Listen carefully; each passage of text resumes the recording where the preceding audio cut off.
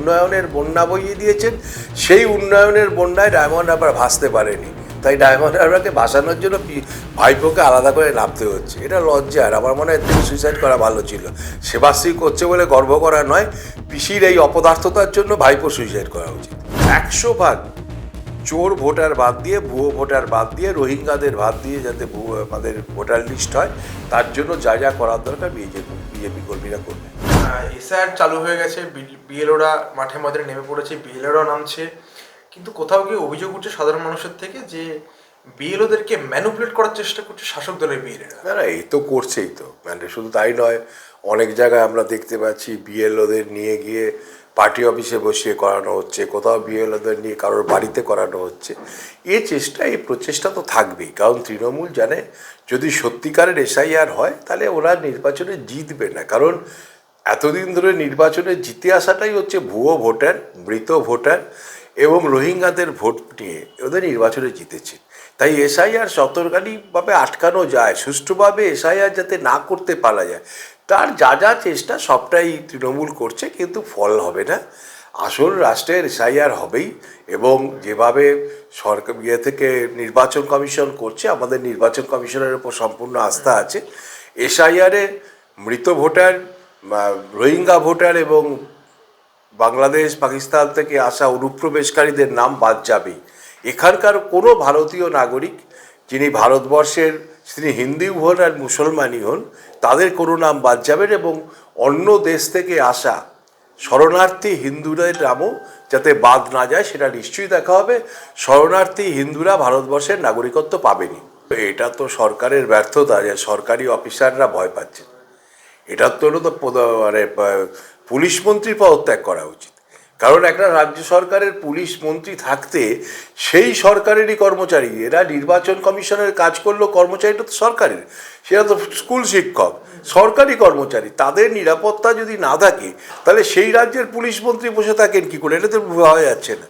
এটা দায়িত্ব তো বাংলার পুলিশের, এটা দায়িত্ব তো বাংলার পুলিশ মন্ত্রীর, এবং নির্বাচন কমিশনের দেখা উচিত যাতে বিএলওরা সঠিকভাবে কাজ করতে পারেন। এবং শুধু বিএলও নয়, বিভিন্ন পার্টির যারা বিএলএ আছে, বিএলএ 2 আছেন, তারাও যেন সাথে থেকে কাজ করতে পারেন, কারণ তাদের উপর অত্যাচার হচ্ছে। বিভিন্ন জায়গায় দেখা যাচ্ছে বিজেপির বিএলএ কর্মীরা আক্রান্ত হচ্ছেন, কোথাও গলায় জুতোর মালা পুড়িয়ে ঘোরানো হচ্ছে।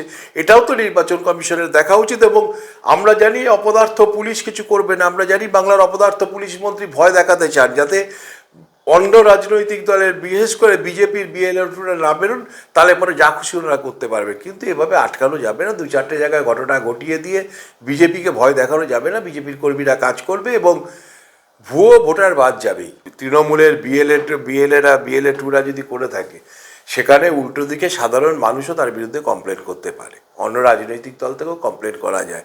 আমাদের কর্মীরা করবে, কোনো জায়গায় ভুয়ো ভোটার যাতে না থাকে তার জন্য যা যা করার দরকার বা বিজেপি কর্মীরা করবে, বিজেপির যারা বিএলএ 2 আছেন তারা করবেন। আমরা দাঁড়িয়ে আছি, আমরা চেষ্টা করব যাতে 100 ভাগ চোর ভোটার বাদ দিয়ে, ভুয়ো ভোটার বাদ দিয়ে, রোহিঙ্গাদের বাদ দিয়ে যাতে আমাদের ভোটার লিস্ট হয়, তার জন্য যা যা করার দরকার বিজেপি কর্মীরা করবে। সবই ঠিক আছে, সব উঠলো ভাই কটক যায়। আমাদের সবার আগে তো ফর্মটা নিয়ে ছবি তোলার জন্য হাসি হাসি মুখে ছবি তুলতে গিয়ে তো তৃণমূলের নেতারা দাঁড়িয়ে পড়ছেন। আমরা তো বিজেপির নেতাদের তেমনভাবে দেখিনি এখনও। সৌগত রায়ের ছবি দেখলাম, চন্দ্রিমা ভট্টাচার্যের ছবি দেখলাম, আরও সব নেতাদের ছবি দেখলাম। এদিকে বাংলার মানুষকে ভয় দেখাচ্ছেন, বাংলার মানুষকে চিৎকার করছেন যে আমরা নেবো না, আমরা করবো না, আমরা কি তাড়াবে কী করে। তারপর তারা নিচ্ছেন কেন?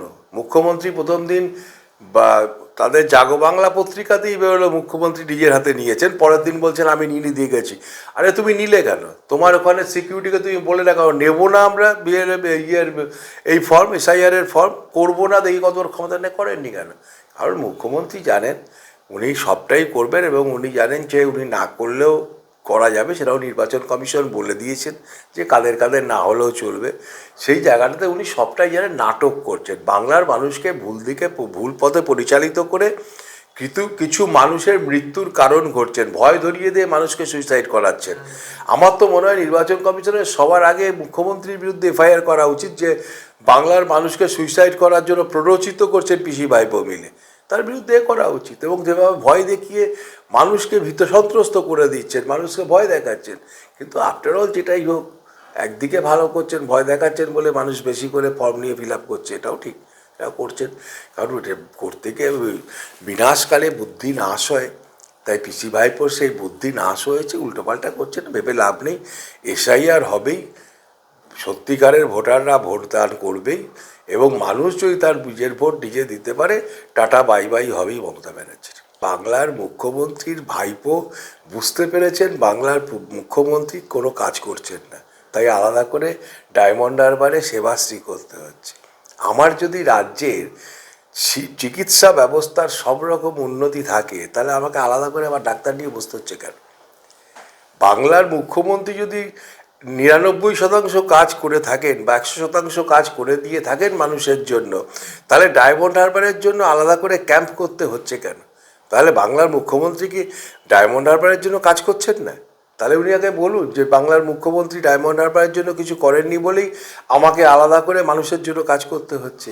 এটা তো বাংলার লজ্জা যে বাংলার মুখ্যমন্ত্রী থাকাকালীন যিনি বলে বাংলার উন্নয়নের বন্যা বইয়ে দিয়েছেন, সেই উন্নয়নের বন্যায় ডায়মন্ড হারবার ভাসতে পারেনি, তাই ডায়মন্ড হারবারকে ভাসানোর জন্য ভাইপোকে আলাদা করে নামতে হচ্ছে। এটা লজ্জার। আমার মনে হয় এর থেকে সুইসাইড করা ভালো ছিল। সেবাশ্রী করছে বলে গর্ব করা নয়, পিসির এই অপদার্থতার জন্য ভাইপো সুইসাইড করা উচিত। আজকে এটা যদি হতো অন্য রাজনৈতিক দলের ক্ষমতায় থাকতো, সেখানে উনি ওখানে করতেন, তাহলে বুঝতাম অন্য রাজনৈতিক দল অপদার্থ, তারা ক্ষমতা থেকে কাজ করছে না বলে আমাকে আমার জায়গায় কাজ করতে হচ্ছে। তা আমার সরকার, তিনি বলছেন সব করে দিচ্ছে, তিনি বলছেন মমতা ব্যানার্জি আছে, কারোর কোনো ভয় নেই, দিদি থাকতে কারোর কোনো ভয় নেই, কোনো মানুষের কোনো কিছু হবে না, তিনি এইসব বলছেন। তার দিকে বলার পর তিনি বলছেন ডায়মন্ড হারবারে মানুষের জন্য আলাদা করে কাজ করতে হবে। কেন? যদি কাজ হয়েই থাকে, যদি পশ্চিমবাংলার উন্নয়ন হয়েই থাকে, সেই উন্নয়নে ডায়মন্ড হারবার তো সামিল হয়েছে, তাহলে ডায়মন্ড হারবারের মানুষের জন্য আলাদা করে কাজ হবে কেন? এত মাল্টি স্পেশালিটি হসপিটাল হয়েছে, এত বড় বড় বলে ডাক্তারে বলে ছড়াছড়ি হয়ে যাচ্ছে, হসপিটালে ছড়াছড়ি হয়ে যাচ্ছে, বাংলা বলে স্বাস্থ্য শিক্ষা সবে এগিয়ে যাচ্ছে, তাহলে আলাদা করে আবার উন্নয়ন করতে হচ্ছে কেন? এটা তো আমি বুঝতে পারছি না ঠিক। সেবাশ্রী করে কি মানুষের কি উপকার করতে যাচ্ছেন? কারণ তাহলে স্বীকার করছে, তাহলে স্বীকার করুন যে মমতা ব্যানার্জি পারেননি বলে আমি আমার ক্ষমতায় ডায়মন্ড হারবারের উন্নতি করছি, এটা বলে দিন। যে সত্যিকারের ভোট হলে ডায়মন্ড হারবারের মানুষ যদি নিজের ভোটটা নিজে দিতে পারেন, তাহলে অভিষেক ব্যানার্জি আর এমপি হবেন না। তার জন্যই তো ওখানে দাঁড়িয়ে তৃণমূলের একজন সভাপতি, প্রাক্তন এখন বোধহয় নেই সভাপতি, সুভাষিস চক্রবর্তীর একটা ভিডিও বেরিয়েছিল, সেটা দেখা গেছিলো যে হিন্দুরা যাতে ভোট দিতে না পারে, একটা ভিডিও ভাইরাল হয়েছিল। আমি তার সত্যতা জানি না, কিন্তু ভিডিওটা ভাইরাল হচ্ছিল দেখেছিলাম, যাতে হিন্দুরা ভোট দিতে না পারে। যে রাজনৈতিক দলের নেতা কোনো একটা বিশেষ সম্প্রদায়ের মানুষ যাতে ভোট দিতে না পারে বলে কথা বলেন, তারা ভোটে জিতবেন না জানেন তো। যদি হিন্দুরা ভোট দেয় জিতবে না বলে এইসব কথা বলছেন, তাই উনিও ভাবছেন যে সেবাশ্রী করে যদি নির্বাচনে জেতা যায়, তার জন্য পয়সা খরচা করে করছেন। এত টাকা কোত্থেকে আসছে মানুষ তো জিজ্ঞেস করছে। সেদিন তো দেখলাম যে একজন জাস্টিসের ঘরে দেখলাম যে 3টে কি এলআইসি না 3টে ইন্স্যুরেন্স ছাড়া আর কিছু নেই। তিনি জাস্টিস তো অবাক হয়ে গেছেন যে কী করে কী হলো, একজন সাংসদ, তার কোনো ব্যাঙ্ক অ্যাকাউন্ট নেই। এটা তো মানে বিচারপতি অজ্ঞান হয়ে যাচ্ছিলেন প্রায়।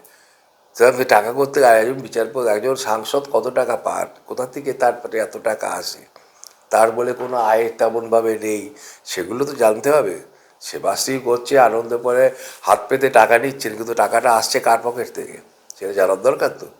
আর যদি সরকারের অর্থ নিয়ে আলাদা করে ডায়মন্ড হারবার হয়, মডেল হয়, তাহলে অন্য লোকসভা কেন্দ্রের মানুষ কি অন্যায় করলো? যদি সরকারি টাকাতেই ডায়মন্ড হারবারের মানুষের জন্য কাজ হয়ে থাকে, তাহলে অন্য লোকসভার যারা ভোটার, যারা মানুষ, তারা কি অন্যায় করলো, তাদের জন্য কেন কাজ হবে না? এটাও তো প্রশ্ন।